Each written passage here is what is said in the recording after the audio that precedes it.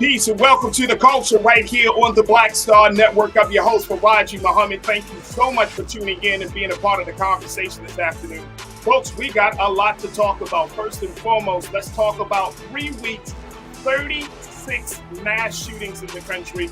We're going to share with you some of the latest data as we're looking at the situation that happened out here in California, where 10 people were killed over the weekend, and how this is a very, very serious problem in America. We'll have that conversation. Also, let's talk about Bethune-Cookman. I'm not talking Ed Reed, but the students are saying Ed Reed was right.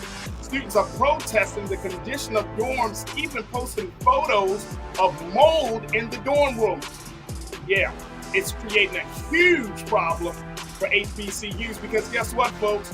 This ain't the first HBCU that had this problem. We'll talk about that. Also, we got to check in with my guy Scotty as we talk all things sports, from Ed Reed to Shannon Sharpe, what Uncle Shannon had to deal with over the weekend, and so much more. So stay with us. It's all happening on today's edition of The Culture right here on the Black Star Network. You ready to rock and roll? So am I. Let's go.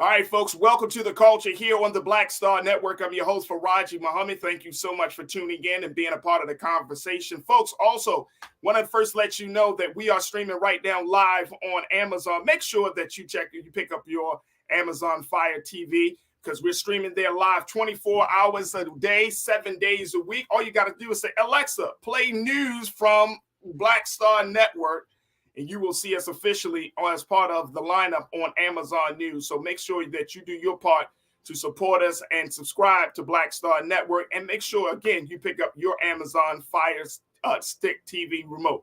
All right, folks, that's going to happen there. All right, let's jump into the discussion about what's going on with the mass shootings in this country. We have, unfortunately, saw the latest mass shooting in Monterey Park, California, right here in the LA area, where 10 people were killed, over 10 people were killed, and many more were injured at a dance party. It has been identified that the shooter was a 72-year-old man who was a patron of this dance hall. And when he was stopped for a traffic violation, that's when he had pulled the trigger on himself, causing a self-inflicted wound. And some would even have reported that he was on his way to commit a second mass shooting before that stop happened. So we're looking at another unfortunate and tragic situation in this country. The unfortunate part about it, even more so than just this incident, is the fact that we are only 3 weeks into the new year of 2023. And folks, we have already experienced 36 mass shootings. I want to break down some data for you. Then we're going to be checking in with Dr. Jason Nichols, professor of the African American Studies program at the University of Maryland. But take a look at these numbers, folks, as this is coming out from, and here's the funny part, crazy part. There isn't any quote unquote mass shooting database, but these numbers are coming from various sources that are keeping track, because the federal government has not created a specified space for these types of shootings as much as we're seeing. The FBI is certainly keeping track, but there are other agencies or other institutions that are helping to keep a tally of where we are. But take a look at some of the latest data around this situation. This is coming out of CNN, when they reported that firearm injuries are now the leading cause of death among young people, people younger than 24 in the United States, according to a study published in the December 2022 edition of Pediatrics, which is the journal of the American Academy of Pediatrics. We're looking at that situation. Young people are being harmed by guns. Now, from 2015 through 2020, there were at least 22,070 unintentional shootings by children under 18 in the U.S., according to a report from Everytown. Those shootings resulted in 765 deaths and 1,366 injuries. So that's the situation there. Now, let me share this with you for this other part of this. which is even more shocking, folks, because as much as we're talking about these mass shootings, take a look at the numbers around how many folks actually own guns in this country. There are about 393 million privately owned firearms in the U.S. According to an estimate by the Switzerland-based Small Arms Survey, that's 120 guns for every 100 American. Now, while the exact number of civilian-owned firearms is difficult to calculate due to a variety of factors, including unregistered weapons, the illegal trade, and global conflict, no other nation has more civilian guns than people. We have about 320 million people in this country. About 45% of U.S. adults say they live in a household with a gun, according to an October 2022 Gallup survey. I want to bring in my brother, Dr. Jason Nichols, who is a professor, and he can give us a little bit more insight into this situation. But Doc, good to have you on again, brother. Thank you for joining us. Oh, we got you on mute right there, brother. There we go. Okay. Yes, sir. Thank you for joining us, Doc. Thank you for having me. Absolutely. All right, let's look at this situation. 3 weeks, 36 mass shootings. We just saw the unfortunate situation in Monterey Park, California. Over 10 people were killed in that situation.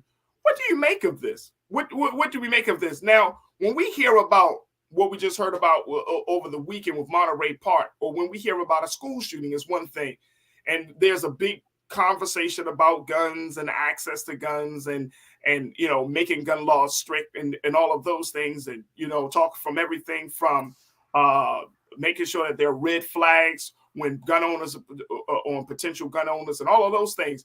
But I'm just blown away about the number of mass shootings, and this is the other part of the conversation, Doc.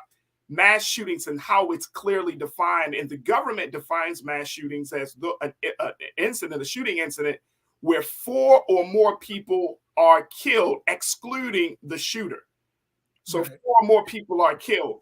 In that case, that ramps up the amount of mass shootings in this country, because we're even seeing this level of harm in cities like Baltimore, Los Angeles, across the country. And this is not like at a dance party. This is in a neighborhood. So what is going on, Doc? Well, I think you hit the nail on the head. I am someone who believes in the Second Amendment and gun rights and all of that. But at the same time, I think that there can be too much of a good thing. There are too many guns in our country, too many guns on the streets, and people are actually wanting even more lax gun laws. I think that, I think you should have the right to own a firearm for personal protection or whatever your reason, sports or whatever. But to have multiple guns and to have lax laws to be able to carry a weapon without a license, I think is all problematic and leads to more violent encounters. The other thing is, I think that the right has a point. We have a mental health issue in this country. We don't necessarily address it. We only stigmatize it. We don't have ways of dealing with it other than, calling the police, who are not necessarily equipped to deal with people with mental health crises, which makes family members and others in the community reluctant to actually report somebody who may do harm to themselves and others. So I think there's a multitude of issues that are related to some of these mass shootings that we need to address as a society. But guns is a major one of them. We should not have this many guns. It's funny. I watch all these TV shows from Great Britain, and if you have a gun in Great Britain, you're a bad dude. Like, you are like running the streets. One guy with a pistol runs the entire neighborhood. But here in the United States, everyone has guns. And I think that that's a really dangerous thing when we, put it together with all of the other issues that we have in American society. Wow. So if it's like that in Great Britain, and that's huge, right? That's huge in terms of the number of folks over there.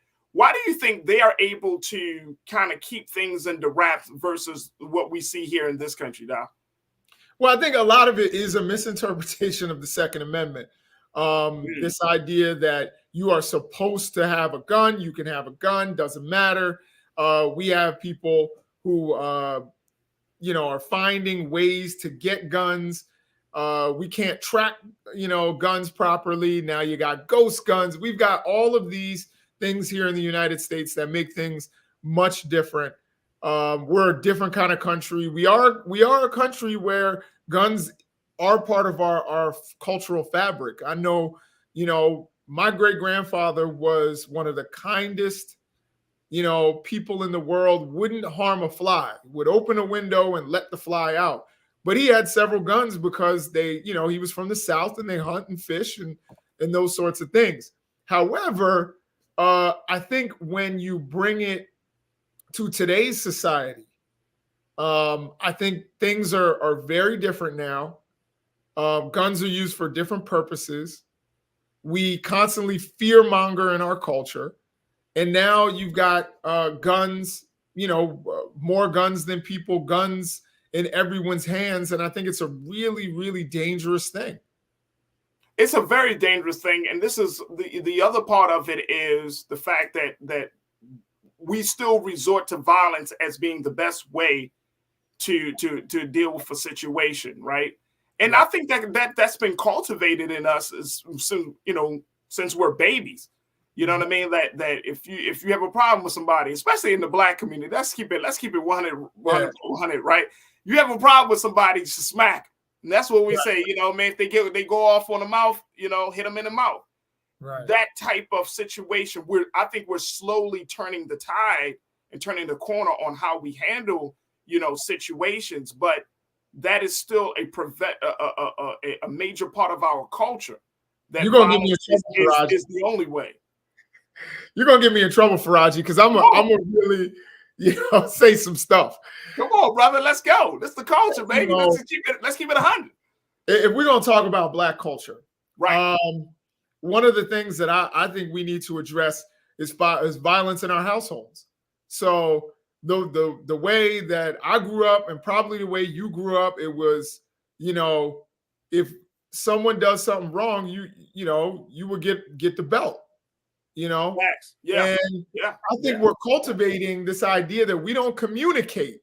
You know what I mean? We don't sit down and talk to children. We're teaching them implicitly that the way to deal with anything that you find objectionable is violence.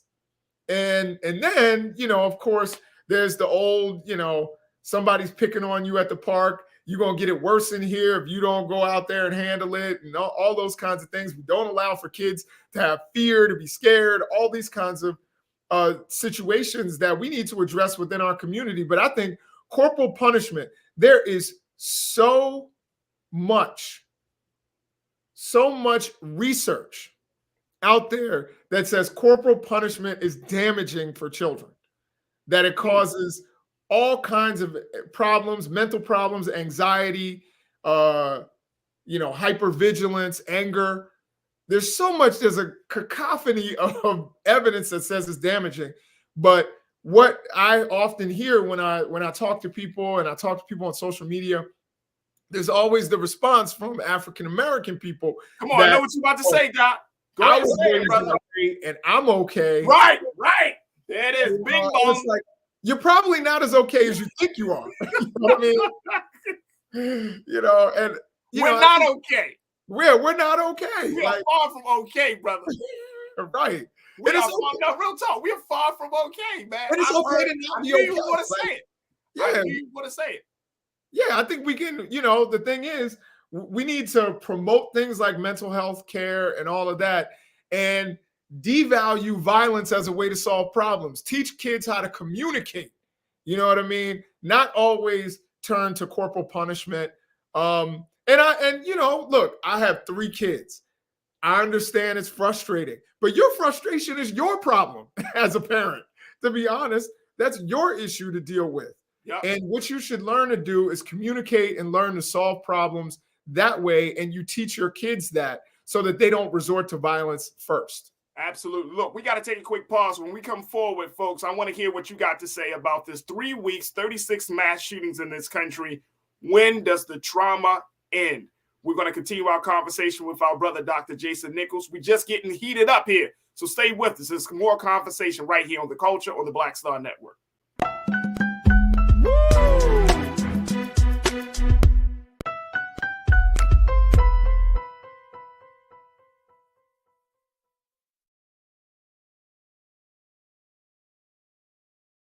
Black Star Network is here.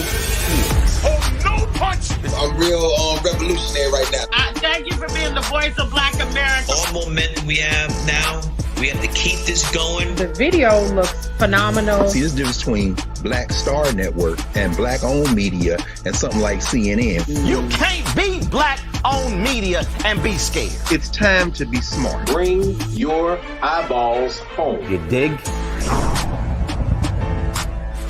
When you talk about blackness and what happens in Black culture, we're about covering these things that matter to us, speaking to our issues and concerns. This is a genuine people-powered movement. There's a lot of stuff that we're not getting. You get it, and you spread the word. We wish to plead our own cause. Too long have others spoken for us. We cannot tell our own story if we can't pay for it. This is about covering us. Invest in Black-owned media. Your dollars matter. We don't have to keep asking them to cover our stuff. So please support us in what we do, folks. We want to hit 2,000 people, $50 this month, raise $100,000. We're behind 100,000, so we want to hit that. Y'all money makes this possible. Checks and money orders go to PO Box 57196, Washington, D.C. 20037-0196. The Cash App is $RM Unfiltered. PayPal is R Martin Unfiltered. Venmo is RM Unfiltered. Zelle is roland@rolandsmartin.com.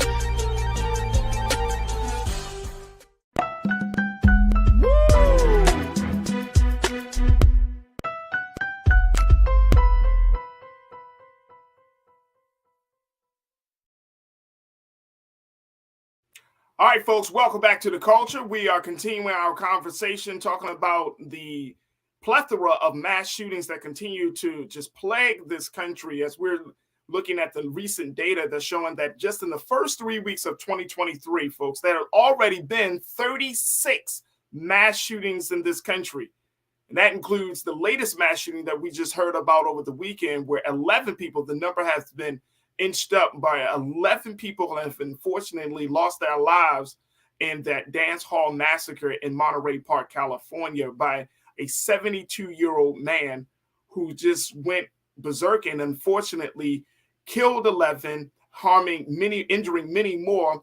And it leaves this country wondering, when will it end? We've been talking with Dr. Jason Nichols, who is a lecturer, who's a part of the Department of African American Studies from the University of Maryland, to give us some insight and analysis as to what we should expect in the new conversations about gun control and the violence in our society at large. So we want you to join us in the conversation. Post your comments in our chat as we're streaming live on YouTube and on Facebook and blackstarnetwork.com. And we would certainly love to hear from you. All right, Doc, I want to bring in some of our online culture crew because folks have been checking in, sharing their thoughts. And I'm blown away. I'm blown away by the fact that, I know that there's a gun problem in this country.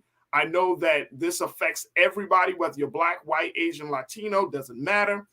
But the fact remains that, and I'm trying to key in on Black folks, we have a gun problem. We have a violence problem. I'm from a city, the great city of Baltimore, where we are no stranger to violence. Just a couple of weeks ago, we had 5 students that were shot in right across the street from a major high school in Baltimore. We had children that were killed right in Baltimore, a 7-year-old that were killed right in Baltimore. So when we're talking about this violence, people seem to think that it's outside. Oh, this is what white boys do. This is what white people do. But you don't think of it, that mass shootings happen in Black neighborhoods every day, unfortunately. Now, I think that it's important that we understand that, like, we put that label of mass shooting when we hear about it on a national level. But when you see 4 Black people, when you see a drive-by shooting, when you see any type of gang beef, street beef, that's a mass shooting. If we start to, I think, and Doc, tell me if I'm wrong about this, but if we start to really take on this thought, like, you know what? This is a mass shooting, that maybe it will drive home the point how serious the situation really is. Do you think that will help, that we start calling it a mass shooting versus, oh, somebody got shot or it's just a shooting? Yeah, I think one of the things that we need to do is address, like you said, the fact, because it's used against us so often, that we don't have sometimes the honest internal dialogue amongst our people that, yes, we have a violence problem. And we know the roots of it. We know the roots of white supremacy and the conditions that it's created that are make it ripe for violence within our communities. But who's going to save us but us? So we need to address the fact that there is a violence problem, the fact that the number one killer of young Black men is gunshots, is violence. We need to address that. We need to talk about that. Yes, all of these other issues are important. That we have so many issues to address within our community. And I know that from the outside, you hear on Fox News, what about Chicago? What about South LA? What about Baltimore? They love to throw that at us. But sometimes we have to shut that out and have, like Malcolm used to say, talk shop, within our own community about what are we going to do about young African-American men and violence within our community. And what are we going to do to save lives and give them hope? That's a real conversation that a lot of people are having. In Baltimore, there was Baltimore ceasefire and Black men. And there are lots of activists on the ground doing the work in every city. I assume they have that in every city. Yep. But we need to, first of all, give them our attention, give them our resources, help them to do the work, and be a part of something that's going to save lives. Now, I understand there's so much for Black people to deal with because of white supremacy and what it does to our communities. But violence and getting us to understand the value of our own lives, it has to be high on that list. There are lots of mass shootings in Black communities. Yes, they're not the random shootings. They're not the ideological, let me leave a manifesto shootings. But, like you said, drive-by shootings, targeted shootings that sometimes go wrong. And, bystanders get hurt. These are the things that we need to have a conversation about within our community to give us the pride and the resources and all that to address violence that generally comes from young men. And there's something there that we need to have a conversation about as a society as a whole about young men and violence. But within our community particularly, I think if you had a lot of the leaders of our past, they'd be talking about that right now. They'd be talking about what do we do for our community. Absolutely. Beat Face Lay, you checked in and said, look, I wouldn't harm a fly, but I have a firearm. I would never use it unless my life was in danger. I hope so. I hope you're a responsible firearm user. And I believe you are. If you're going to say that, that's good to know. But I appreciate you, Beat Face Lay, for checking in. Willie, my guy, you said the Second Amendment says well-regulated militia. No one's regulated in America. I was damn near in a shootout at a 7-Eleven last night. No cap. I saw the gun the woman had. Unfortunate situation. And I'm glad, Willie, that you were safe and not harmed in that situation, because, that situation could go left really, really quick.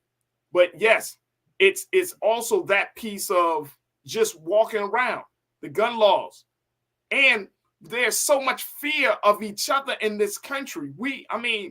That's been exploited to the nth power. There's so much fear. We are so afraid of each other. Yep. We are so afraid of each other to the point where it's like, you look at me wrong, I feel like you're a threat.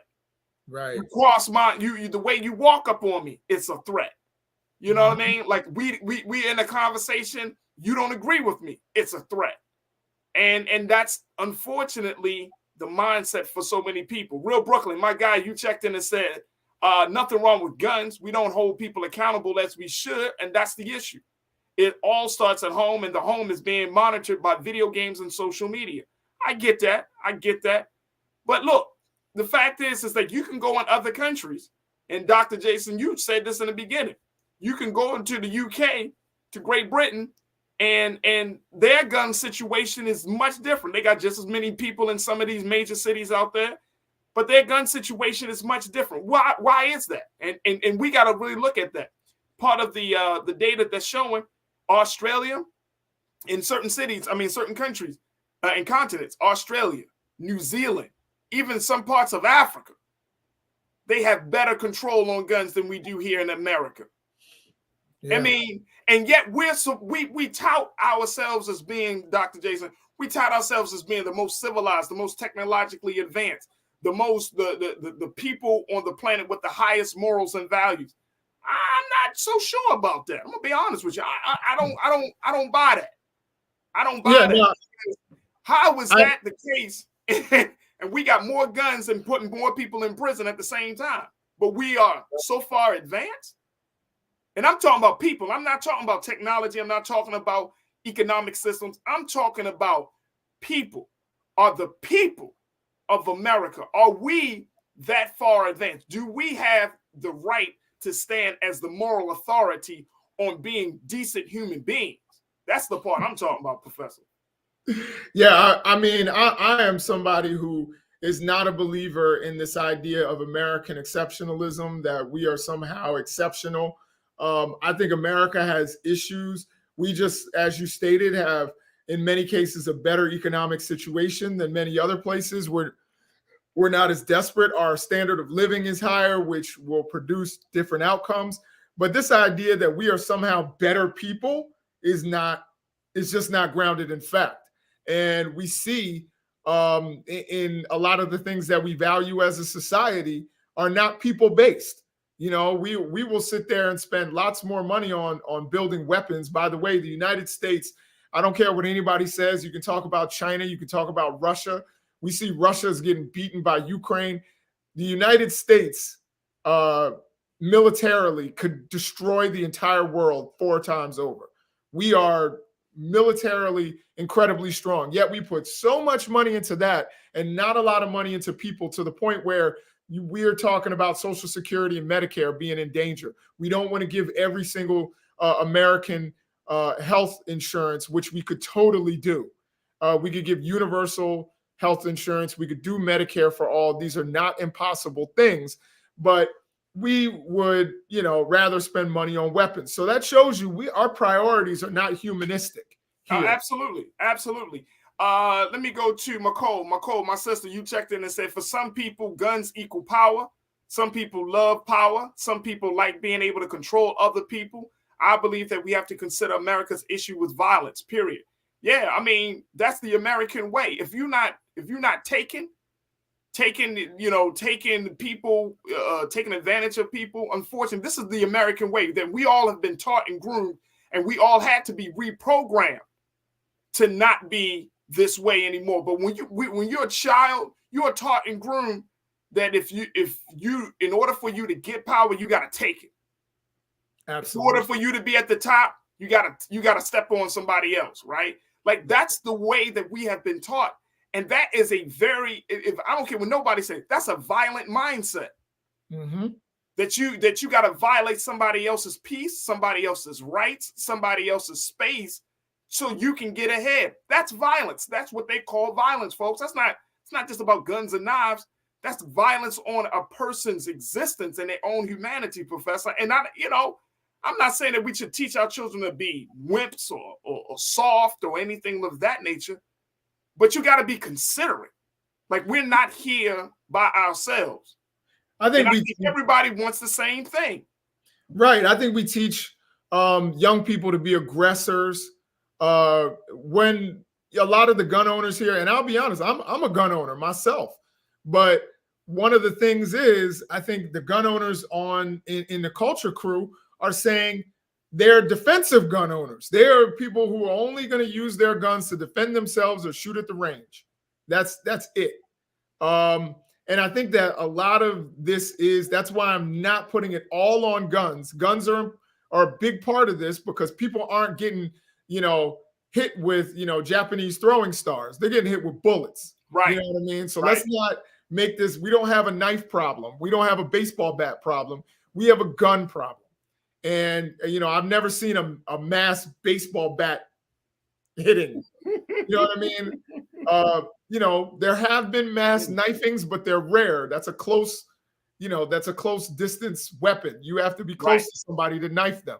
And you have to have a certain kind of stomach to be able to go up and stick a knife in somebody several times, Whereas I can shoot you from a distance and I can dehumanize you under those circumstances. You're not a human, you're a target. That's totally knifing somebody. And we have mass shootings. We have people getting shot, 4 or more people, dying from gunshot wounds. And that is a problem. And part of that is the mentality that we have in America and some of the laws that we have in America. And people are trying to actually, and I talked to some guys from NAGA, the National Association for African American Gun Association. I'm getting it mixed up. But I've talked to those brothers, and they're good brothers. I respect them. But this idea that we should loosen, a lot of the restrictions on gun ownership and gun carrying at that, when you're not somebody who's under threat, we have this fear that, but it could happen. I've talked to people all the time. They're like, well, I could be at Walmart and something could happen. And I'm like, you could get hit by a bus. That's true. Like anything can happen. You get struck by lightning. Right. But you are sitting there thinking that you have to carry a weapon because you're afraid. We need to get rid of some of the fears that we have in society, and also stop being aggressors all the time and start really dealing with, as I said, these shootings are coming from young men. And there's an issue with manhood, and that's how you get the development. I know I'm going off, but you get the development of, the manosphere, because young men are really struggling finding identity. And so these are things that we need to address as a society. Absolutely. To put men on the right path. Absolutely. Look, we got to take another quick pause. When we come forward, we got a few moments left with Dr. Jason Nichols. We're going to continue to keep our eyes on this situation. But, folks, I hope that we brought up some very, very valid points for you to consider as we have this bigger conversation around shootings. Folks, when we come forward, let's talk about another form of violence that we're seeing in HBCUs, where students are protesting and complaining about the condition of dorm rooms at Bethune-Cookman College. This is the same college that was looking to bring in Ed Reed to serve as the head coach of their football program. We heard about what Mr. Reed had to say about this situation. But more importantly, let's look at what's going on with the students and how they are dealing with the lack of the negligence there at the college. So we'll have that conversation, kick it off with Dr. Jason Nichols, and then continue it. So stay with us. Those discussions are up next right here on The Culture on the Black Star Network.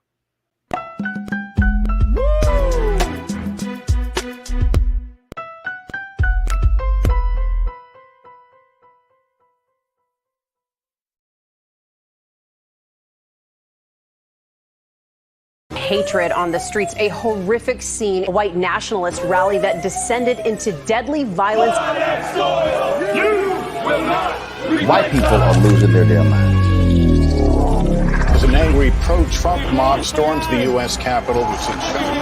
We're about to see the rise of what I call white minority resistance. We have seen white folks in this country who simply cannot tolerate black folks voting. I think what we're seeing is the inevitable result of violent denial. This is part of American history. Every time that people of color have made progress, whether real or symbolic, there has been what Carol Anderson at Emory University calls white rage as a backlash. This is the rise of the Proud Boys and the Boogaloo Boys. America, there's going to be more of this. Here's all the Proud Boys, guys. This country is getting increasingly racist in its behaviors and its attitudes because of the fear of white people. The fear that they're taking our jobs, they're taking our resources, they're taking our women. This is white fear.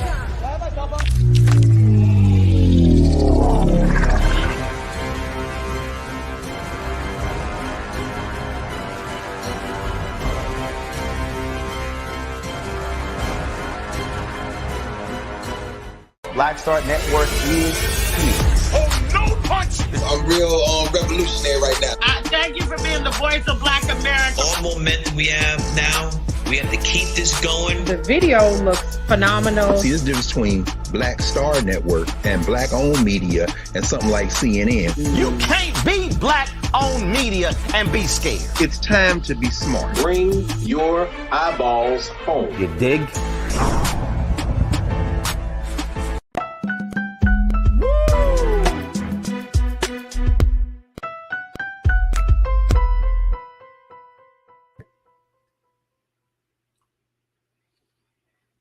All right, folks, welcome back to The Culture. Let's talk about what's going on at HBCU, Bethune-Cookman College, folks.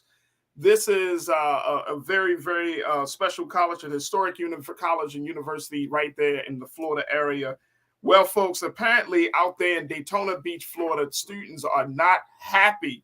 There are a number of students that are planning a protest in response to the school's announcement. It has chosen not to hire NFL Hall of Famer Ed Reed as the new football coach, because Reed had criticized the conditions of the college, of the school.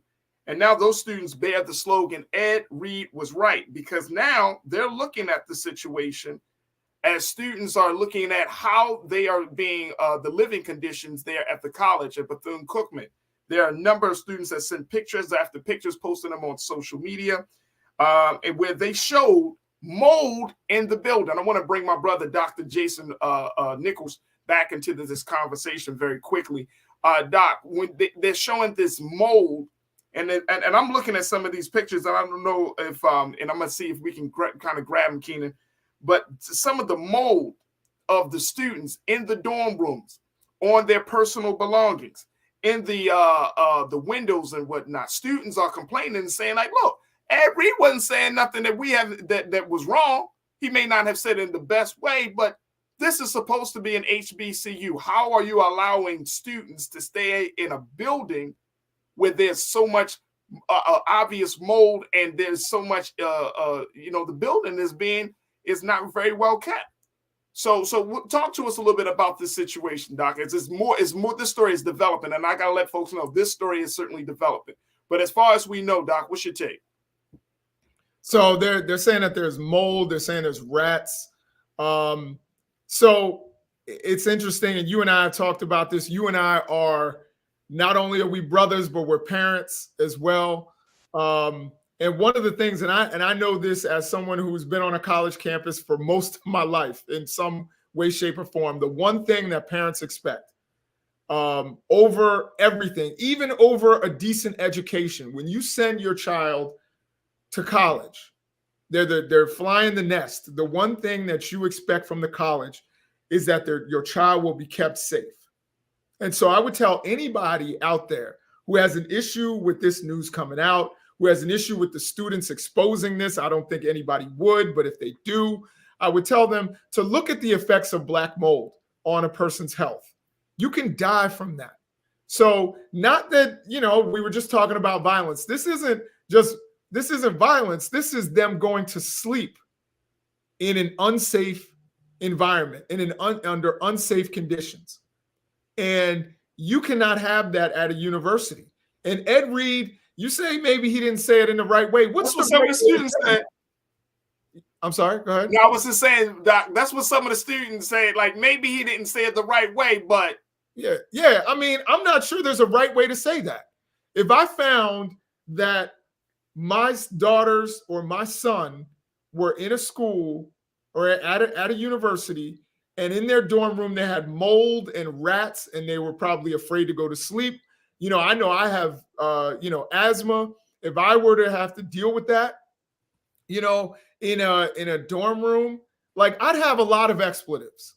If that were the case at the University of Maryland, I would come on your show and I would probably state more expletives, because that is, infuriating for kids who are paying and going into debt, by the way.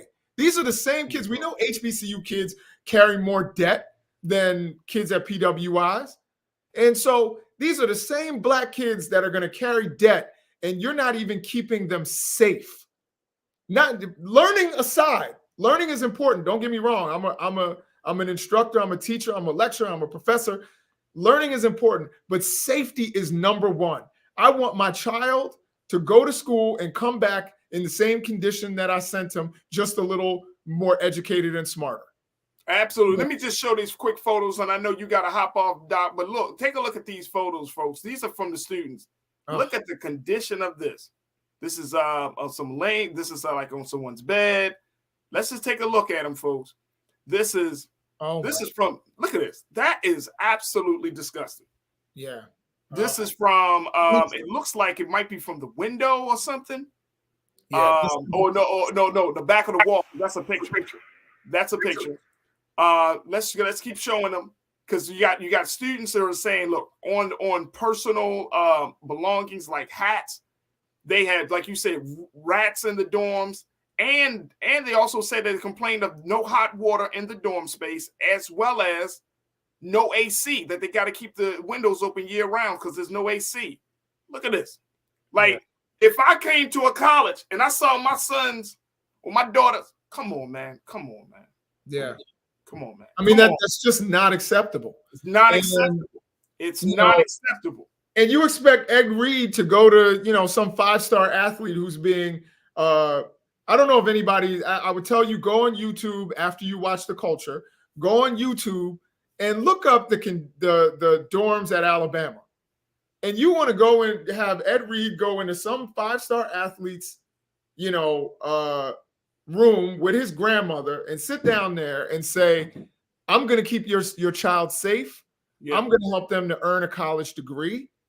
When the conditions aren't even safe, and then he's basically, you asking him to go to somebody's grandmother's house and lie to their face. Right. And that's what Ed Reed was showing in the frustration that he said. Yes, those conditions are not safe for any human being to be living under, and particularly to be learning. I know I'm not going to be reading books in my room if I'm afraid that a rat is going to pop out at any second. So this is not, the kind of thing that we can just brush aside. And again, I said this on Roland Martin's show. There's a joke, and you probably remember this, Faraji. There was a joke in, I think it was Next Friday. And Day was saying, oh, look at my 20s out there. And Ice Cube or Craig was like, yo, those are 10s. But what did Day say? He said, I keep them clean though. We can't, the conditions in there, that's what Ed Reed was saying. Keep the conditions clean. We understand that you're cash strapped. We understand this is an HBCU. We understand this is in Alabama. We get that. But keep it clean. Keep it safe. That's all that they're asking for. And that isn't to impugn the character of the board at Bethune-Cookman, but we do say that you can't get mad at Ed Reed for being frustrated with that, and you're not doing anything about it. That's all. And that's the problem. That's the problem. The problem is that when we, and this is the thing, I understand HBCU pride. I worked at Morgan State University for my professional career a long time. I understand how it is that you want to put your best foot forward. But when we start to hear on the unfortunate stories of students at HBCUs, money getting misappropriated, physical conditions of the buildings not up to par and up to standard, we gotta face it like it is and say it like it is. It's wrong. Absolutely. I don't want you to sweep. Don't talk to me about Black pride, Black HBCU pride, because you don't want to, damage the reputation. But what about the students that are there? Right. What about? Remember that the same situation happened at Howard University. Right. Where students were protesting about the physical conditions of their dorm. Like, what's going on? Right. Somebody needs to get fired. Somebody needs to, some heads need to start rolling, bro. Like, it just can't be, you can't talk about this black stuff and trying to helping the next generation, but then you muting their voices when they speak out against you. Right. About something that you're wrong about. You're wrong. You're dead wrong. You're wrong like 2 left feet, and then you get mad at the students for using their voice to protest against your wrongness.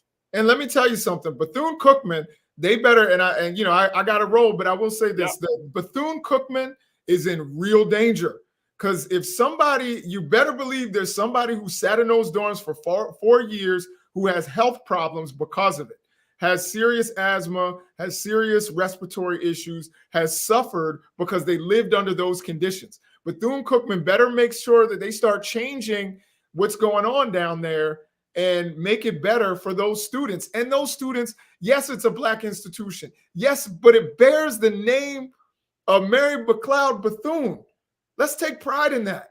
Let's make it so that it is the type of place that you would want Mary McLeod Bethune would want to sleep in her own dorms. Right. Right now, it's not that. Mary McLeod Bethune would be upset about the conditions. Brother, please. That bears her name.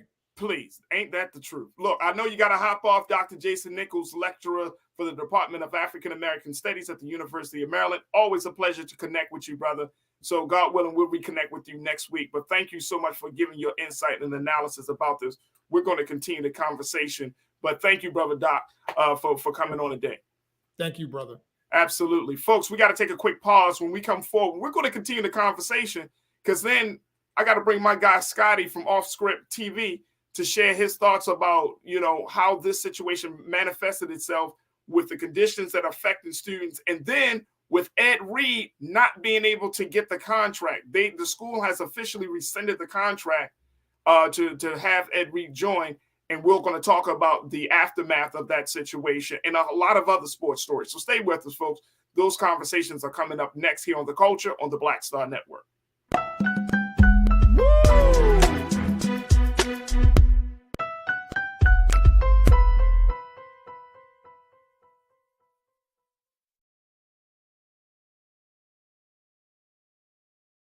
When you talk about blackness and what happens in black culture, we're about covering these things that matter to us, speaking to our issues and concerns. This is a genuine people-powered movement. There's a lot of stuff that we're not getting. You get it, and you spread the word. We wish to plead our own cause. Too long have others spoken for us. We cannot tell our own story if we can't pay for it. This is about covering us. Invest in black-owned media. Your dollars matter. We don't have to keep asking them to cover our stuff. So please support us in what we do, folks. We want to hit 2,000 people, $50 this month, raise $100,000. We're behind 100,000, so we want to hit that. Y'all money makes this possible. Checks and money orders go to P.O. Box 57196, Washington, D.C. 20037-0196. The Cash App is $RM Unfiltered. PayPal is R Martin Unfiltered. Venmo is RM Unfiltered. Zelle is roland@rolandsmartin.com. Black Star Network is here. Oh, no punch! I'm real revolutionary right now. Thank you for being the voice of Black America. All momentum we have now, we have to keep this going. The video looks phenomenal. See, there's a difference between Black Star Network and black-owned media and something like CNN. You can't be black-owned media and be scared. It's time to be smart. Bring your eyeballs home. You dig? Hatred on the streets, a horrific scene, a white nationalist rally that descended into deadly violence. White people are losing their damn minds.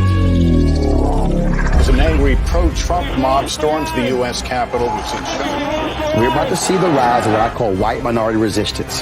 We have seen white folks in this country who simply cannot tolerate black folks voting. I think what we're seeing is the inevitable result of violent denial. This is part of American history. Every time that people of color have made progress, whether real or symbolic, there has been what Carol Anderson at Emory University calls white rage as a backlash. This is the rise of the Proud Boys and the Boogaloo Boys. America, there's going to be more of this. Here's all the Proud Boys, guys. This country is getting increasingly racist in its behaviors and its attitudes because of the fear of white people. The fear that they're taking our jobs, they're taking our resources, they're taking our women. This is white fear.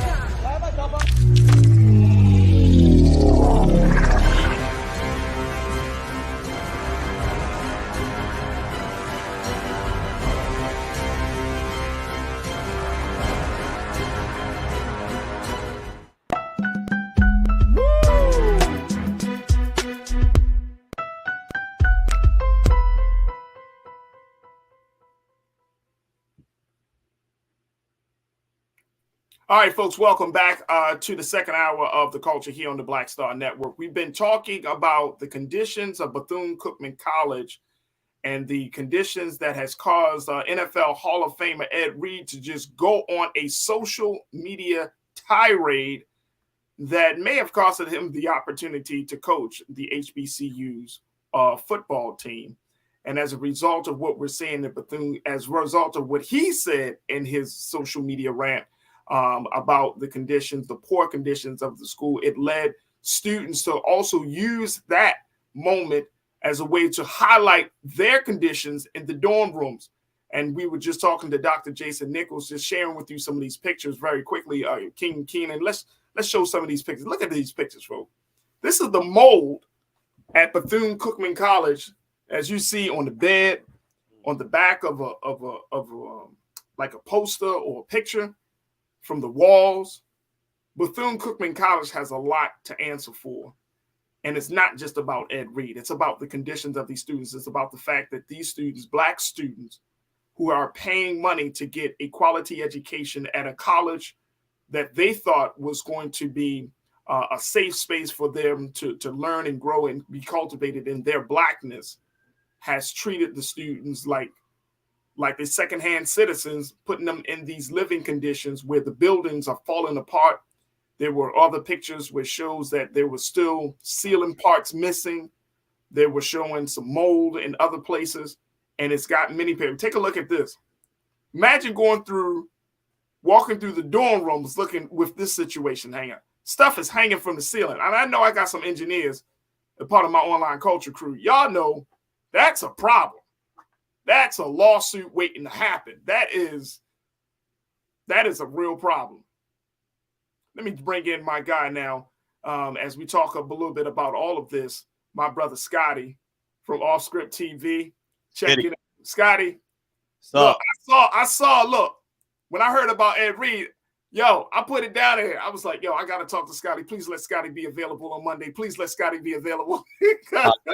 I ain't gonna lie to you. I was hurt, bro. I was hurt. Now we saw, now here's the thing, and Keenan, just, if you can pull up the, when you get a chance, pull up that social media piece from Ed Reed. Now we saw how upset and frustrated and passionate he was about picking up the trash off the field. Mm-hmm. That's on the outside of the school. Mm-hmm. Now we're seeing pictures of students having mold on their beds, brother. Rats, no running hot water, no AC down in Florida. Brother, what is going on down there? Man, listen, I've been getting calls all weekend from Bethune-Cookman alums, from football players at Bethune-Cookman. It's really, I can't even describe how many layers this goes into, right? Because I've even had people from administration talk about what's going on their side. So what I want to address is, a lot of people are going to say this. Well, Scotty, the underfunding of HBCUs is a systemic issue that's been, I get it. But this is the analogy I want to give to you. My dad was not in my life. My dad was in jail most of my life, right? And if I'm a 35-year-old man and I can't keep a job, I can't manage my money, I don't know how to speak to people, the excuse I cannot keep saying is because my dad wasn't in my life. People know, like, I know he wasn't in my life. People know that they're like, we understand that, okay? We understand that. But I have to do the work to be a better person. So I give this to all the people that keep saying that. We all know HBCUs are underfunded. But I say this, the money that you do get, come on, do you manage it well? Because you cannot tell me that the systemic underfunding of Bethune is the lead cause of Black mold being in this institution when they just paid to have new dorms. And they almost lost their accreditation because they got in a loan that was too much for them. So it's bad mismanagement. I just got off the phone with a Bethune alum. She's been a 30-year alum. She says, Scotty, I know there's at least $50 million in the endowment. It should be, but we've gone through so many board of trustees and presidents and interim presidents. We don't know where the money's at. And I'll give you this, the last thing, before we even get to the mold and Ed and all this, the board of trustees is suing the National Alumni Association of Bethune. So I want you to think about that. If you at a school and you're the national alum, the school is suing its own alumni and wants them to be dissolved so they have no They have no connection to the school. Like I said, there's so many layers to this, Faraji. It don't even start with Ed Reed. So that opens. So Scotty, my question is, why in the world would they bring an NFL Black Hall of Famer? Why would they bring him to the school under those conditions where he could highlight these conditions, take this situation to the next level? Because I don't know if a lot of people knew that this was a condition at Bethune-Cookman. But why would they even take the chance and say, okay, let's bring this Hall of Famer to the school? Did they really expect him to overlook all of that stuff? Listen, And they just keep his eyes on the money and the opportunity and the spotlight and not think about the well-being of the campus or the students? This is what I think happened. And stay with me here. I know we've been taking breaks and stuff, but stay with me right here, right? I feel Bethune did Ed Reed like a guy who got like 3 baby mamas, but you just tell him I got 1. Right? Because you're like, oh, they accept 1. 3, that's a little lot. She ain't going to talk to me if I tell her I got 3.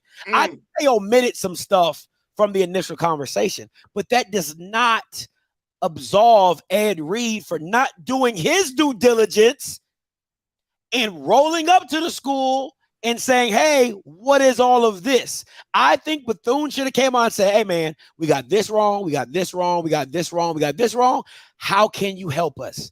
And I think Ed Reed, that then puts the ball in Ed Reed's court and saying, do I really want to take on this monument of problems just as a head coach, or am I okay to just step back and say, yeah, nah, this is not the job for me? So I think I would give it like 60-40, 60 Bethune, 40% Ed. He's not absolved for not, bro, you can't take a job as bad as Bethune and then cry on social media talking about, they even got the fence fixed. I'm like, bro, what did you do?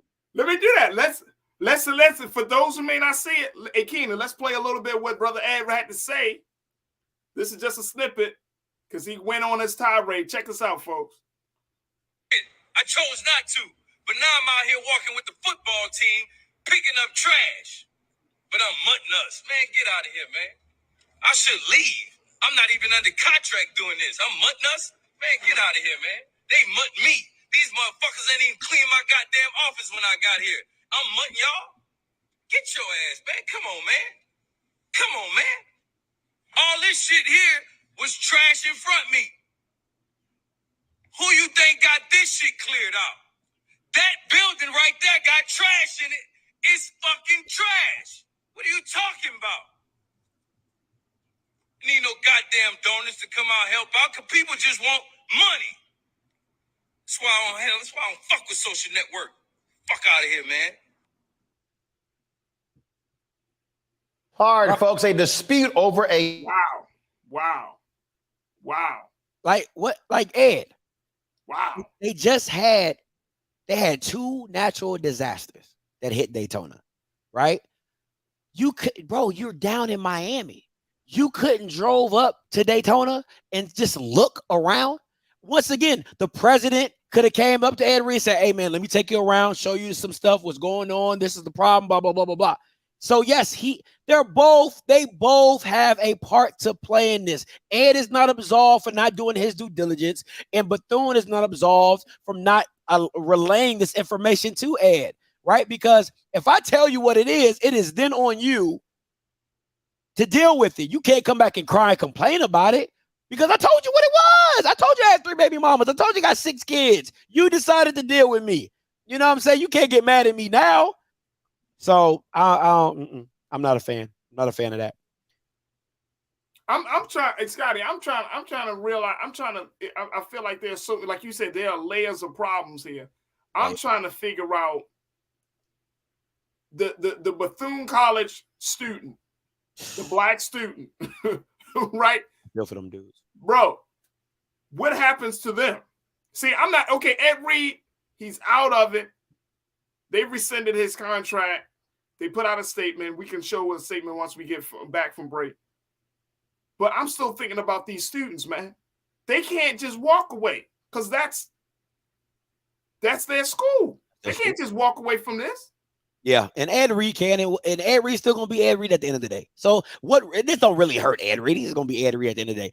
It's the students, and I get so sick and tired of this black mantra, what happens in this house stays in this house, right? Oh, brother, please. I can't stand it, because if that's the case, Howard still is going to have mold in the kids' dorms and the kids' classrooms, not having internet and Wi-Fi, all these issues that they're dealing with. If they do not come out and protest, that's like you telling Martin Luther King, hey, don't talk about this racism going out here in these streets. Like, bro, like, you have to do something. You have to stand on something, and you can't keep allowing administrations to get away because you want it to be done in the backdoor channel whenever they feel like doing it, but you won't hold nobody's feet to the fire. So it kills me when I hear HBC alums say, well, Scotty, we shouldn't put a family business out there. It's going to make us look bad. My mom will always say, I don't have anything to talk. You won't have anything to talk about me if I give you something, right? You won't have anything to say about me if I don't give you anything. So if they're doing their due diligence, if they're doing what they're supposed, what can the students complain about if there ain't no mold? If there ain't no mold, there ain't nothing to protest. That's it. It's that simple. That's it, bro. And I've lived in black mold. I've been in the military. I've been in situations where black mold, I tell you this, it is a systemic problem. You can't just take out a vent. You got to clean out the whole ventilation system. Why? Because it's all spores, right? So you think you clean it with bleach or you clean it with stuff like that, because that's what they told us in the military. Oh, just clean it with bleach. No, it's systemic. It goes all the way through the ventilation system, because why? It's spores. It's just spores, moisture, dark. It just keeps growing. So yeah, the kids can wash their sheets. The kids can throw it away. But I promise you, it's just going to keep coming back. It's going to keep coming back. It's just going to keep coming back. Look, we got to take a quick pause. When we come forward, we're going to continue to talk about this. And this is just not about Ed Reed. This is a much larger issue that this could possibly open the conversation, open up the floodgates, where Bethune-Cookman could be shut down as a college. Is that a real possibility? We'll discuss the possibility of that. Plus, we got to talk about what's happening with Shannon Sharpe and so many other big sports conversations that happened over the weekend. Folks, got a lot to talk to as we talk to our guy, Scotty, from Off Script TVs, and of course with you. So stay with us. It's all happening on today's edition of The Culture here on the Black Star Network. We'll be right back.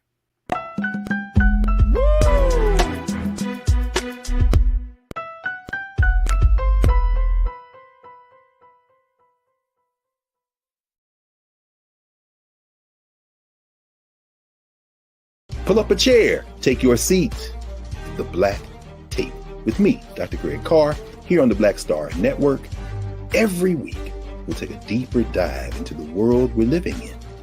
Join the conversation only on the Black Star Network. Black Star Network is here. Oh, no punch! I'm real revolutionary right now. Thank you for being the voice of Black America. All momentum we have now, we have to keep this going. The video looks phenomenal. See, there's a difference between Black Star Network and black-owned media and something like CNN. You can't be black-owned media and be scared. It's time to be smart. Bring your eyeballs home. You dig?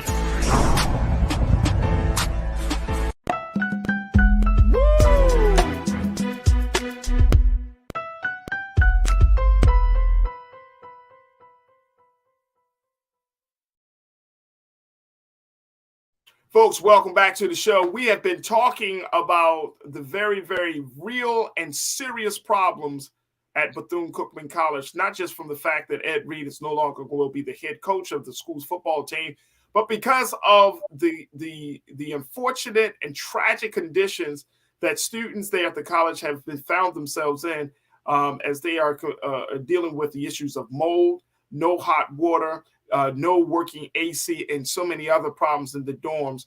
And it has opened up the floodgates for criticism and for some people to wonder what is really going on at the HBCU. I've been talking to my guy, Scotty, from Off Script TV, as we look at this, because this is a combination of sports and sports news, as well as I would just say regular news, hardcore topics of why we are finding our HBCU, Scotty, to be in this condition, whether you're talking about Bethune-Cookman, we brought up Howard. I mean, there seems to be these ongoing stories every so many months where we're looking at what's going on at the HBCUs, things that we probably would have kept swept under the rug, but now they're coming to light. And I'm wondering, bro, why is that? Why is that? Why aren't we having a very real conversation outside of the funding? You already made an excellent point about it. But I don't think people understand that at these HBCUs, it's not just about the lack of funding. It's just about, like you mentioned, the money that you do get. Why is this money going to the places of that school where they need to be? Why isn't it to help students with the way the students need to be helped? And I'm really wondering about this, bro. Are we shooting ourselves in the foot when we talk about HBCU pride, but not really dealing with the real issues? You are, but you got to get down to the nitty gritty of the thing of like, who are you hiring, right? Because if I hire the wrong person that doesn't know what they're doing, it just sends, it's like a domino effect of issues, right? So if I hire a CFO, because that's the thing, when I start hearing from alums and things like that, they always start bringing up of this person getting hired, this person getting hired. And then it also comes down to voting. A lot of people don't want to talk about that, but it comes down to voting because Mississippi and Louisiana, those HBCUs aren't allowed to pick their own presidents. They actually get assigned by a board.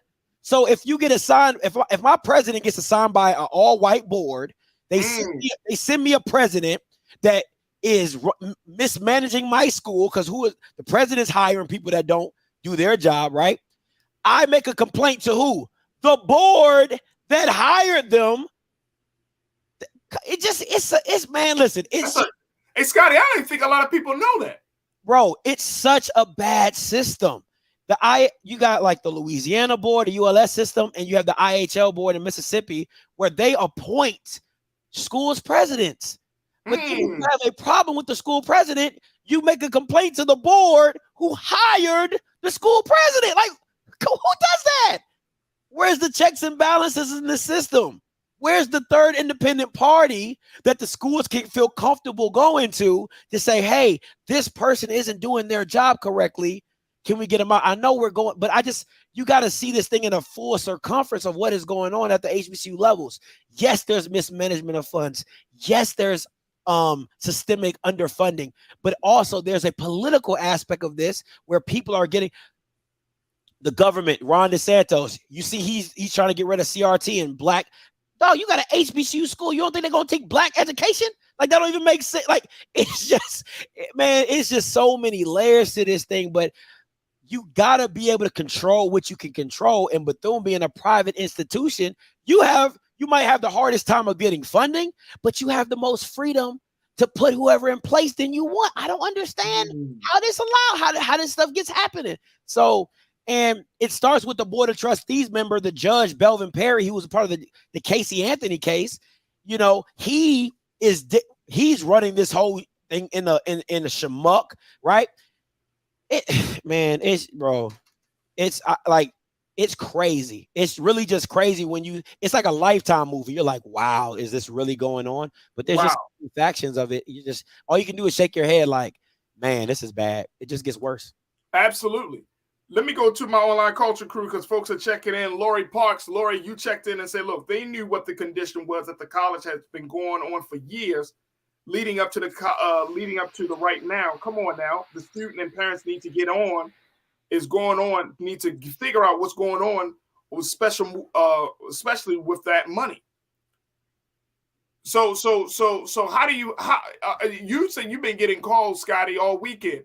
Yeah. Are parents, students, what are they doing about this situation? They see that their potential head coach is out the door. Now they're hearing about the dorm conditions. What are parents saying? Are parents saying, look, we want our money back? Are parents talking about, filing a class action lawsuit against the school?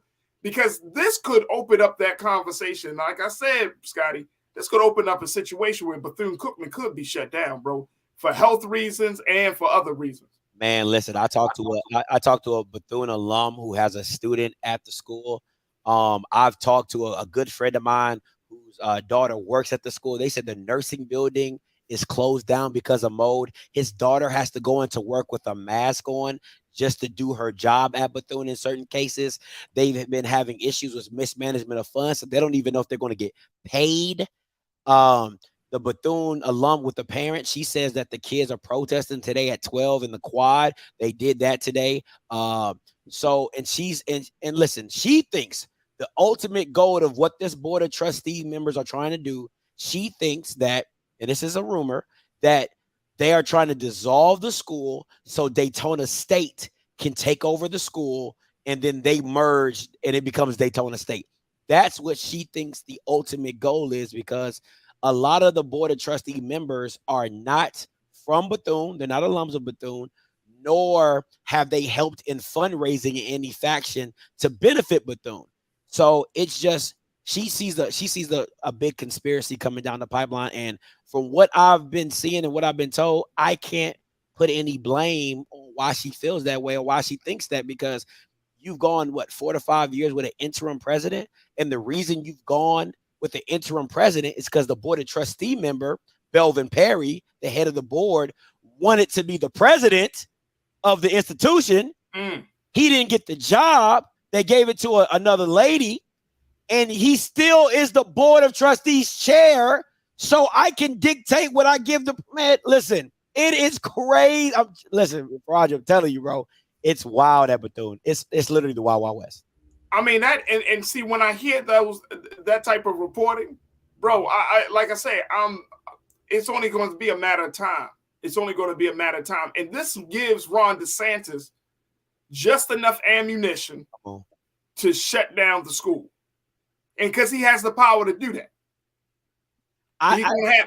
He's going to shut down the school. I think he's going to make a political point. That's fair. While he do it. That's fair. He's going to make a political point saying, look, the education content is not relevant. And more importantly, look at the management.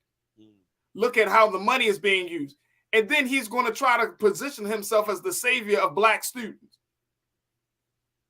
I think he's going to go the OSHA route, right? Like, I think he's going to go that environmental route, because you probably can't really dibble dabble with the private because it is a private institution. But like you said, if you see it as a health concern, if you see it as OSHA or, a workplace violations and all that type of stuff, yeah, I definitely can see him weaseling his way and taking over the school, or making them dissolve themselves because of the mismanagement, or opening themselves up to something else entirely. You know what I'm saying? So I can see this situation. This situation is it sounds like, Scotty, that this is really just the tip of the iceberg. Oh yeah, the Ed Reed thing was just a domino.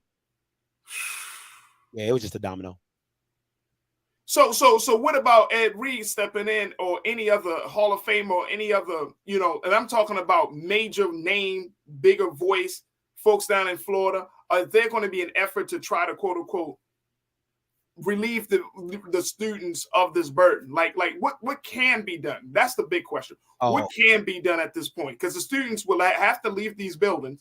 The students can't stay in there and sleep in there and learn in these spaces. So what can be done? They gonna have to go to school at some other property, another HBCU, or what? What are you hearing?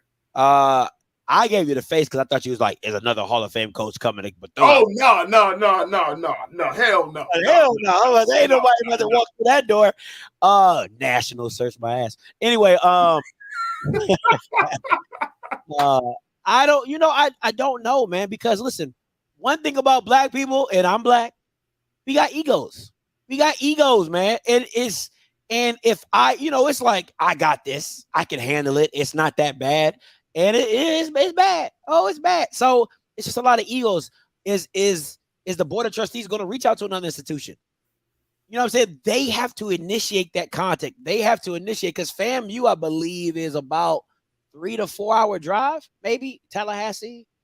Yeah. Oh, no, Daytona. It might be a 4 or 5 hour drive. So that's I don't know where else you're going to go. Maybe you go to Florida Memorial, or maybe you go to Edward Waters. You know what I'm saying? I think there's a little closer in the vicinity, because I think it's only 4 HBCUs in Florida.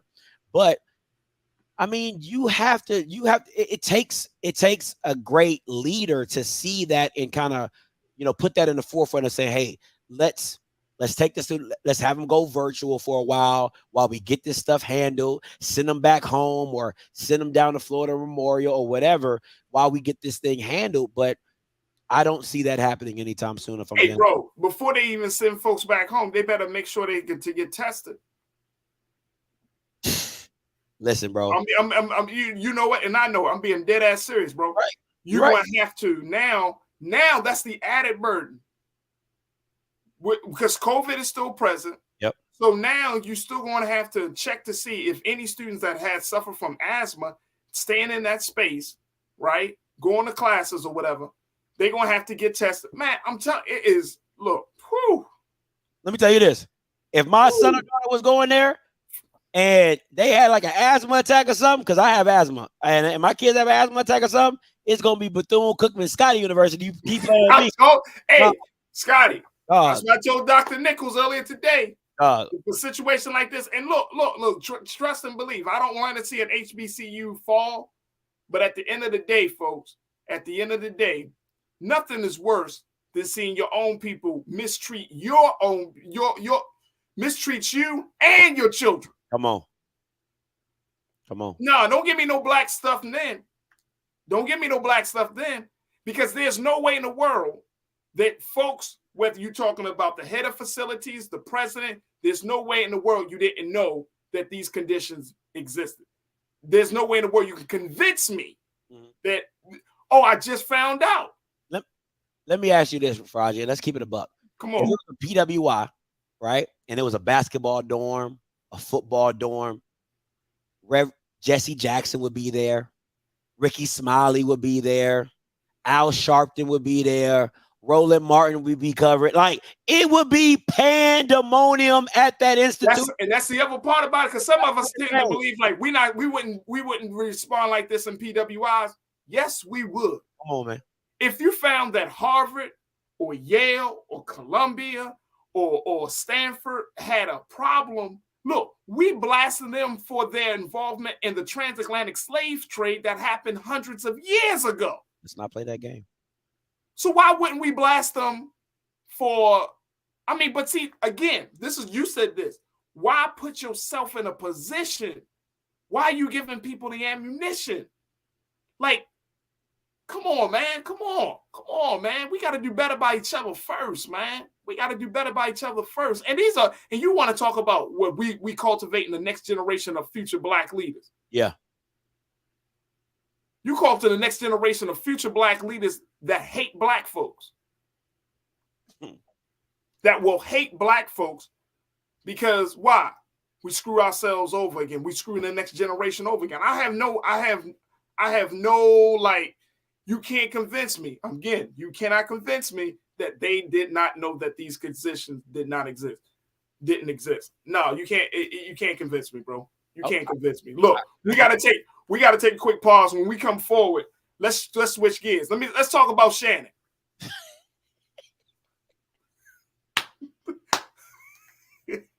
Let's talk about him. Let's talk about Shannon.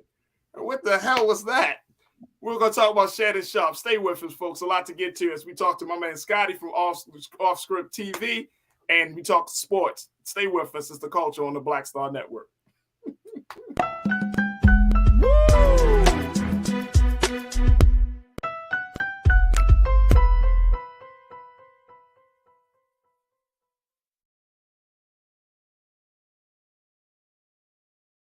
When you talk about blackness and what happens in black culture, we're about covering these things that matter to us, speaking to our issues and concerns. This is a genuine people-powered movement. There's a lot of stuff that we're not getting. You get it, and you spread the word. We wish to plead our own cause. Too long have others spoken for us. We cannot tell our own story if we can't pay for it. This is about covering us. Invest in black-owned media. Your dollars matter. We don't have to keep asking them to cover our stuff. So please support us in what we do, folks. We want to hit 2,000 people, $50 this month, raise $100,000. We're behind 100,000, so we want to hit that. Y'all money makes this possible. Check some money orders. Go to P.O. Box 57196, Washington, D.C. 20037- 0196. The Cash App is $RM Unfiltered. PayPal is R Martin Unfiltered. Venmo is RM Unfiltered. Zelle is Roland at RolandSMartin.com. Black Star Network is here. Oh, no punch! I'm real revolutionary right now. Thank you for being the voice of Black America. All momentum we have now, we have to keep this going. The video looks phenomenal. See, there's a difference between Black Star Network and black-owned media and something like CNN. You can't be black-owned media and be scared. It's time to be smart. Bring your eyeballs home. You dig? Hatred on the streets, a horrific scene, a white nationalist rally that descended into deadly violence. White people are losing their damn minds. As an angry pro-Trump mob storms the U.S. Capitol, we're about to see the rise of what I call white minority resistance. We have seen white folks in this country who simply cannot tolerate black folks voting. I think what we're seeing is the inevitable result of violent denial. This is part of American history. Every time that people of color have made progress, whether real or symbolic, there has been what Carol Anderson at Emory University calls white rage as a backlash. This is the rise of the Proud Boys and the Boogaloo Boys. America, there's going to be more of this. Here's all the Proud Boys, guys. This country is getting increasingly racist in its behaviors and its attitudes because of the fear of white people. The fear that they're taking our jobs, they're taking our resources, they're taking our women. This is white fear.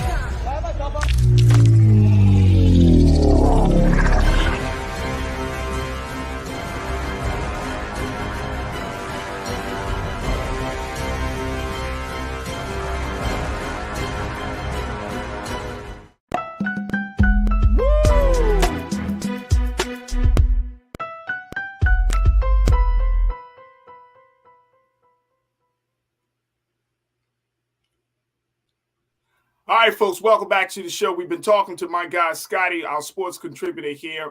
He serves as the host of Off Script TV. Y'all can find him on YouTube and on social media. But we've been talking all things sports, some of the heavier topics in sports, like what's going on with Ed Reed and Bethune-Cookman. To now we want to shift gears to talk about the situation with Shannon Sharpe. I should call this, I want to bring Scotty back into the frame. I should call this part when Black Hall of Famers go wild. Yeah, okay. We start off with Ed Reed. Now we got Shannon Sharpe. Bro, so here's the thing, folks. Shannon Sharpe went to a Lakers-Grizzlies game. He got into some words with Dylan Brooks. Mm-hmm. And he essentially just said Dylan Brooks can't guard LeBron James. He's too small. Apparently, Dylan Brooks got some wind of that Shannon said that and told Shannon to go F himself. Of course, Shannon responded, F you. And then they going back and forth. Next thing you know, Dylan Brooks is having a problem. Then John Morant comes over. Then Ja's father, T. Morant, comes over. Everybody is having a problem. And Keenan, find a picture of Shannon looking like Superman coming out of the Cliff Huxtable sweater.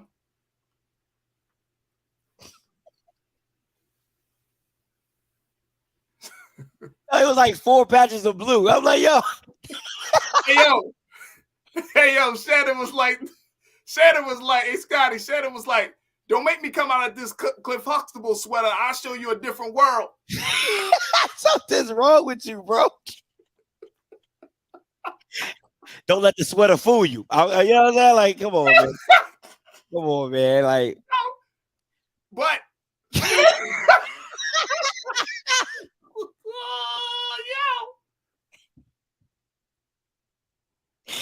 Shannon big as hell, bro. Oh man. He's like, look, let me.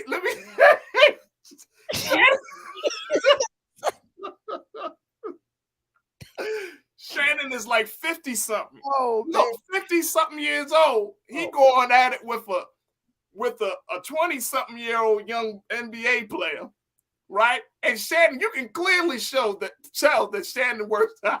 Oh, Jesus. Shannon said, Shannon was like, don't let the sweater fool you, bro. Hey, listen. I will take your ass to school, young man. Look, and when you mess with older black men that work out, hey, Scott, put my when you gotta show my face on it. When you mess with older black men working out, you ain't talking about 5 and 6 rounds. You're talking about round 1 and round 2. That's it, baby. They will give you all they got. They'll give you all they got. They give you 2 rounds, buddy. That's it. Heavy breathing. Now, you had enough? Like, no, have you had enough? Like, oh, man. Now, we do have to say that Shannon was pissed off. But, however, the story didn't end there. Actually, they were able to, once they removed Shannon from off the courtside seat, took him into the tunnel. He had a time to breathe. He actually came back and he apologized. And they were showing some signs of love. He talked to Ja. He talked to T. Morant. They all gave hugs and laughing and, just the passion of the game. So Shannon put out this apology today. Yeah. Take a look at this apology, folks. I want to make sure we give the whole story. But that was the first one. Yeah, they didn't want this smoke. That's the first one. That's what Shannon put. Hey, let me tell you something, Skip. They didn't want this smoke, Skip. They didn't want this smoke, Skip. Yeah. They didn't want this smoke. Don't let this Jello pudding sweater fool you, Skip. I will break. So he put out this apology. Take a look at this. He said, I take full responsibility for what transpired. It does not matter what Dylan Brooks said or how many times he said it. Me being the responsible person, me having the platform I have and having so many people look up to me, I was wrong. I should have lowered the temperature in the arena. Instead, I turned the temperature all the way up and let it get out of hand, Skip.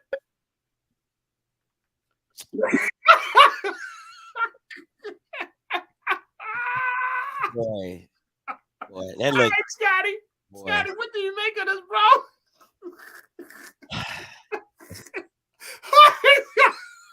Listen, man. He's a competitor, bro. Like it's something in you when you're a former athlete and a competitor. You just get turned up. You know what I'm saying? Like you get turned up. It just is what it is. But it's just in the sweater, though. Somebody said in the comments, and I thought this was hilarious. It said he looked like a walking ocean wave. Like, shout out to Conscious for that. That's hilarious, bro. Like, I just in the sweater though. Like my culture crew, yo, they dying, yo. That was a good one. Real Brooklyn says Shannon got that old man strength. That old man strength will take you down, young buck. Yeah, that's real. Now that old man is that. Hey, look, man, that strength. That's old man. They don't even call it strength. They go strength. Hey, with the FTH. That old man strength. That thing is real. Hey, look, I don't know if we have the video. Hey, Scotty, I know you saw the video where he was telling, I think Dylan, he was telling him to come forward. He kept like doing like a route. Like, yeah, come on over here. No. He was telling him, he was like directing him like, no, take that slant and then go and come right here. Come right here. Let me tell you something, Dylan. Come on over here and say that to my face, Dylan. Man, listen. Look, say that to my face. I like what Dylan said. Tell me you want this pudding over here. I like what Dylan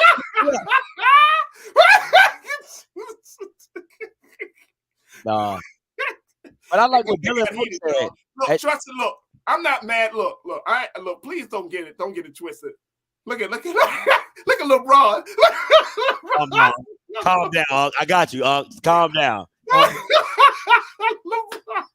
I know you rock with me, but calm down now. Calm down.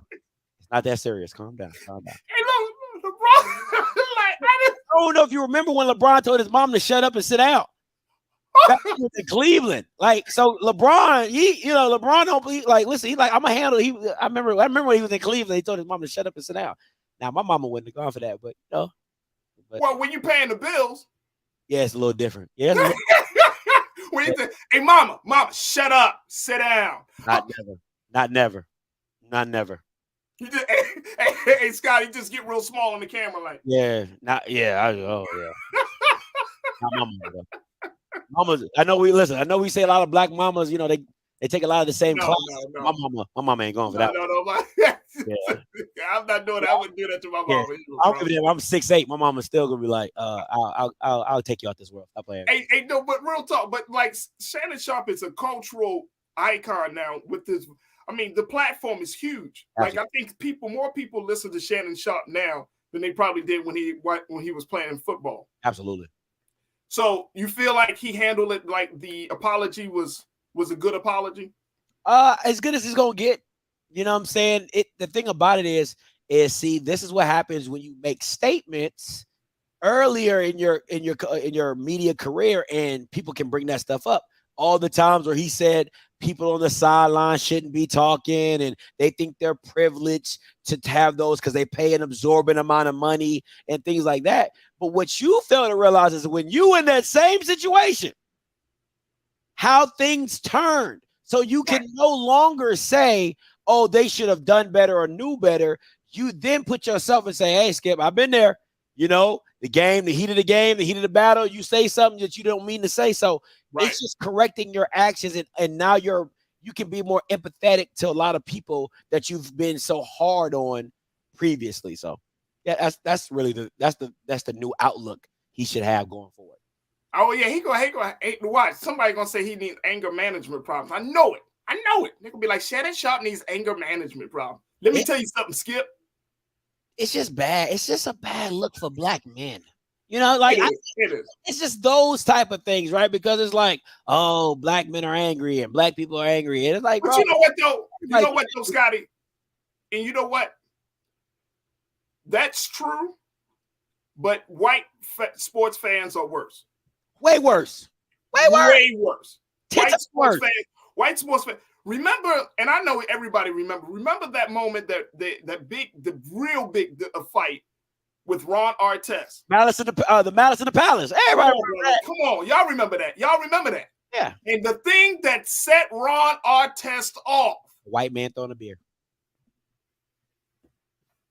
Now I'm gonna lay on this commentator's booth real quick because I'm gonna chill out. But you threw your beer at me, bro, and you think that that's cool. I'm gonna show you what the NBA is all about. You think that's cool? Like you don't like he threw the beer like there was a cage around the court, like there was a wall of barrier. Like I'm gonna just throw this beer. And this man ain't going to respond. Yeah, so I was mad. Like, yeah. Ron Artest ran up in his chest. No kidding, you did not throw.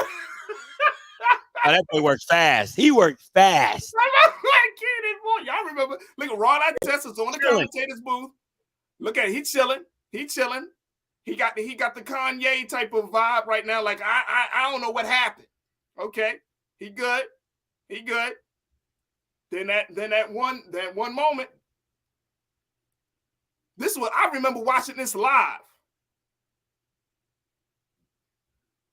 And this was the heat of game. Scotty, I know you remember watching it. I wasn't watching it live. I remember watching all the highlights after. I watched this thing live, bro. So there it is. And he look Ron Artest trying to give an interview.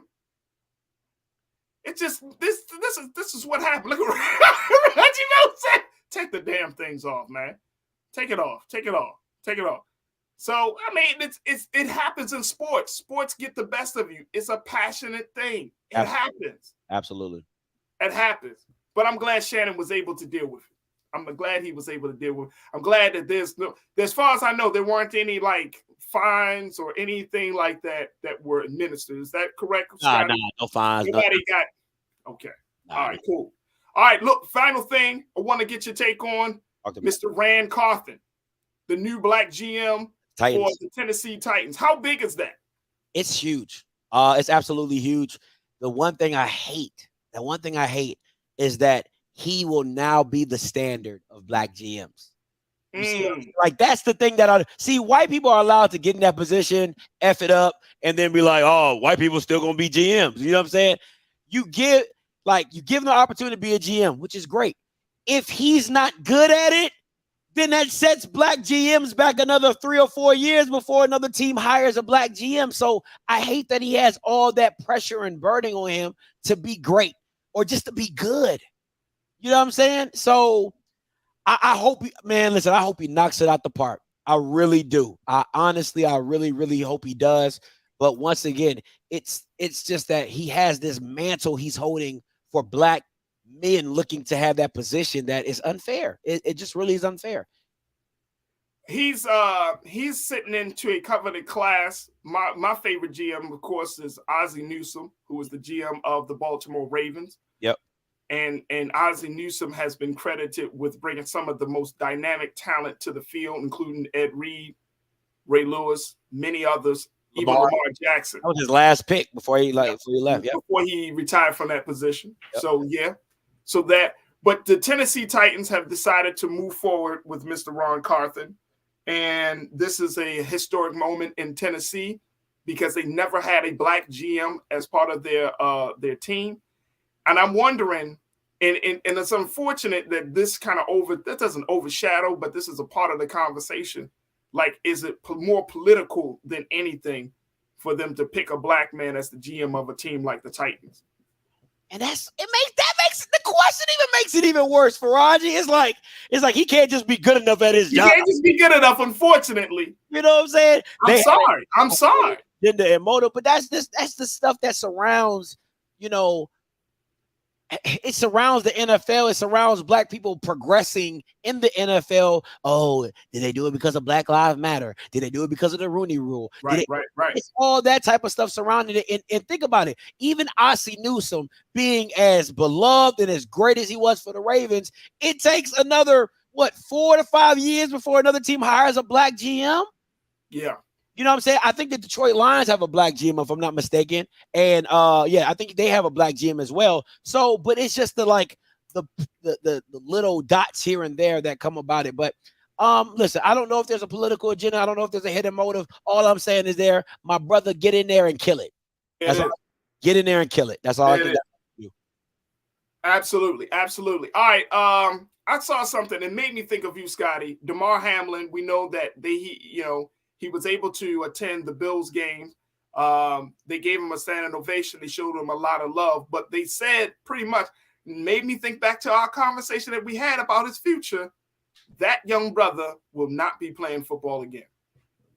Here's why, folks. Unfortunately, his heart condition is much more serious than expected, that he's going to have to put his body on rest. He will not be able to withstand the pain and the pressure, the hits that you see in the NFL. And so we may have just seen the last of Damar Hamlin as a Buffalo Bills player. And we might see Damar Hamlin in other spaces, and I hope so. But his heart is in a serious condition where he needs to get rest.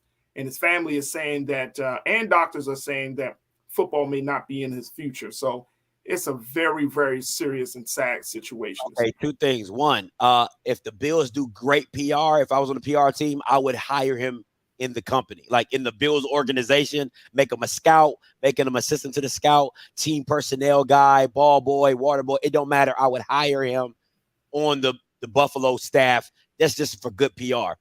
And the second thing, I don't give a damn if the doc said he was 100% a go. Buffalo was not going to put that boy back on the field for no reason, because I'm not about to take the liability for you. So one, if Bills will do some good PR, hire him in the Buffalo Bills staff or the organization, put him up in sales, put him somewhere to where you can be like, see, we take care of our players. You see what I'm saying? So that's what I would do. There it is. My man Scotty always checking in with the latest news in sports, and we always appreciate him. Love having him on. Scotty, how can folks find you? Man, you can find me on YouTube, man. I'm actually going live at like 5:15 today. So if you want to check over, you can come to Off Script and talk about, we just gonna, do some crazy stuff. We're gonna get into it, baby. That's just what we do. There it is. Scotty always got the scoop. Off Script TV. Follow him on all social media platforms and check him out and subscribe to his YouTube channel. Absolutely. Scotty, thank you, brother. Appreciate you. Always, Faraji. Appreciate it. Anytime, man. Absolutely. All right, folks, that's going to do it for us. I thank each and every one of you. I thank my dynamic team, my man Keenan, Joel, my control room. Thank you, thank you, thank you. And, of course, my online culture crew. Let me tell you something, Skip. Folks, thank you. Thank you. Man, oh, man. I'm going to tell y'all, that Shannon Sharpe picture, that's going to be, I should post that somewhere, man. Just like, this is my new Superman meme. Can we do that? That's a meme waiting to happen. When somebody says you something like you can't do something, you give them that look. Like, watch me, Skip. Watch me. My man Shannon Sharpe. There it is, Uncle Shannon. All right, folks, that's going to do it for me. Make sure y'all do y'all due diligence. Support us here at Black Star Network, because you're not going to find any other conversation the way that we have it about the stuff that we talk about on any other platform. Make sure you go to blackstarnetwork.com. And we, of course, are looking for your support, financial support, sharing it, downloading the app for free. And, of course, folks, we want you to follow us on all social media platforms at Black Star Network on IG, Black Star Network on Twitter as well. Also, while you're on social media, make sure you hit me up at The Real Faraji. I'm going to be found on IG at The Real Faraji, on Twitter at Faraji. I would love to connect with you. And, of course, as we have been saying, folks, Black Star Network is officially on the Amazon platform. So make sure that you check us out. If you got an Amazon Fire TV, tell Alexa to play news, to play the culture from Black Star Network. But just play the news from Black Star Network, and you will see all of the dynamic programming that we have streaming right now on Amazon Fire TV. That's going to do it for us right now. Stay tuned. Up next is Roland Martin Unfiltered. As always, never be afraid to challenge what's wrong. Stand for what's right while being yourself in the process. God willing, we'll talk tomorrow for another exciting edition of The Culture right here on the Black Star Network. Talk to you soon. Peace.